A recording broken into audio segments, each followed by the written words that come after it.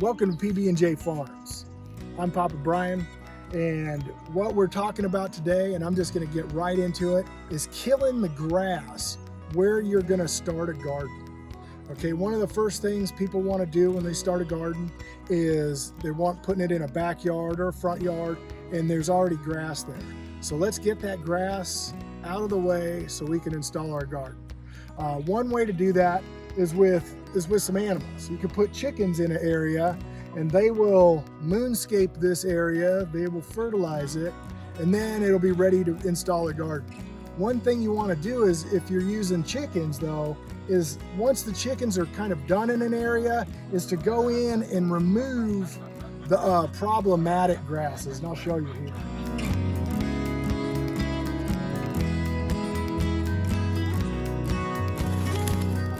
You could have these wiregrass little patches, and you'd want to go in and, you know, with a hoe and take those up and get those out of the way before you go and start building your rows.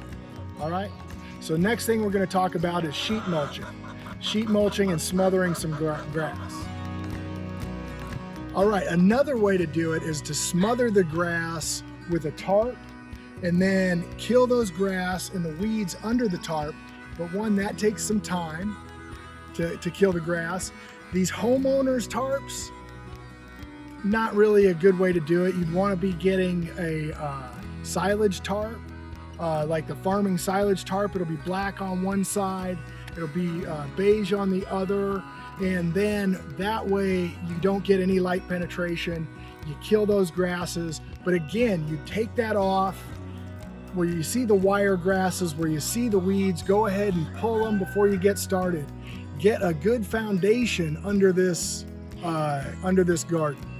If you're in the north, you could probably get away with just going in and putting over compost and then mulching that and not having much of a problem.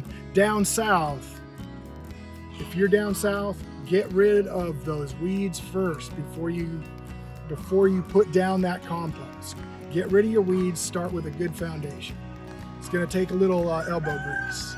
All right, the next way is just the old-fashioned way, is with brute force. And that's, we're gonna do the full-on demonstration in the worst scenario possible, hardcore, thick grass. I'm gonna take it out with brute force, and we're gonna maintain our joy while we're doing it. All right, the other way to put in a garden is just with brute force, and it helps if you have the right tools. A homeowner's or a big box store hoe like this, that's not gonna work. What you want is a grub hoe. Remove this, I've taken this grub hoe and cut the handle down to 30 inches so you can get kind of a pendulum motion with it, and we're going to let the weight of this tool help us take up the grass. We're going to be taking up the grass. There's going to be some dirt with it, so you're going to want a rake, a shovel, also handy, wheelbarrow. We're going to be putting the grasses, and then we're not going to be able to shake all the dirt out, but it's all going to go into a compost pile. So in 60 days, it'll be able to go right back into the garden. We'll hot compost that. I'll do another video on that where you can see how we get a 60-day usable compost, and we're able to put that down right in our garden. We'll just top dress our plants with that later. So everything we take out is going to come right back in. What I'm using is a technique using minimal tillage. You know, we've got to stir things up a little bit, but it's going to be minimal tillage. And then when I'm done, I'm going to put a covering back over it. Like in a back to Eden garden method. Well, this is a well-watered garden method that they use in Africa, and it's a foundation for farming's well-watered garden method.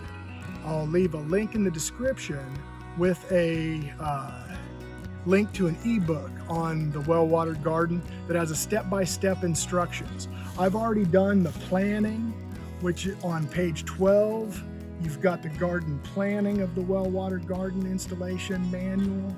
But the important part of the well-watered garden is a heart. We want to be humble. We don't know it all.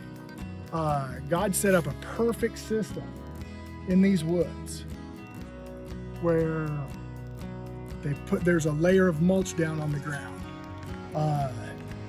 The trees, they grow that tall without man's input. Nobody's going back there and tilling. Nobody's watering. Nobody's fertilizing. That system takes care of itself. We're going to kind of emulate that system in our garden. We're going to be working with nature instead of against nature. And throughout the summer, we'll be able to revisit this space and see how it's turning out. I've already got the plan I want to put here. We're going to be doing full sun herbs. Part of the plan is that the sun sets from east to west. This garden is 7 foot by 12 foot. And so it's not very big. And I'll be able to grow full sun herbs in this spot, and maybe a pepper plant or two. So I've got little sections and a plan drawn out in my book over here on how what we're gonna do with the space after I get it ready. I've already got this space staked out, and then I've got my rows staked out here. And what I'm gonna do is run a string down this row, and I'm going to take this on in bite-sized pieces. Okay, I'm not gonna look at the whole 7 foot by 12 foot. I'm just gonna look at a 2 foot strip, and I'm gonna take that 2 foot strip out, and then I'll get the next 2 foot strip out. I'll come back in and deepen the path a little bit, and I'm gonna take this, as they say in Africa, you eat an elephant one bite at a time. So in order for me to maintain my joy through here, I'm going to just eat the elephant one bite at a time. And then there's 4 tenets of the well-watered garden. And one is that we're gonna be doing this timely. Okay, we're gonna be doing this on time. April 1st is right around the corner, so we're putting the garden in on time. We're gonna do it with excellence.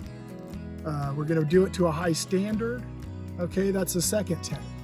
Third, we're going to minimize waste. What we take out, we're gonna bring back in compost. Okay, so we'll be minimizing waste. The fourth tenet to a well-watered garden is to do it with joy. And that's all about those bite-sized pieces. We wanna be able to maintain the joy. All right, so like I said before, we're gonna be doing this in a super thick grass. This grass here is a worst case scenario. Super thick.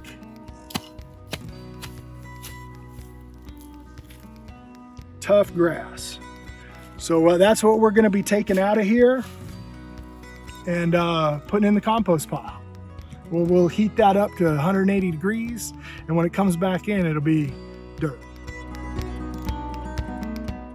If you like what you saw in the video today, go ahead and like and subscribe. We've got more videos like this coming out. What we've covered today is 3 ways to take out the grass in your garden, but make sure, whichever way you do, go in and take those problematic weeds out first and start with a good foundation. Your maintenance going forward will be a lot better. Stay tuned for the next videos that are coming out in the future, and they'll be installing this videos, keeping our chickens alive, stuff that helps us out, stuff we've learned along the way. And you guys have a blessed weekend.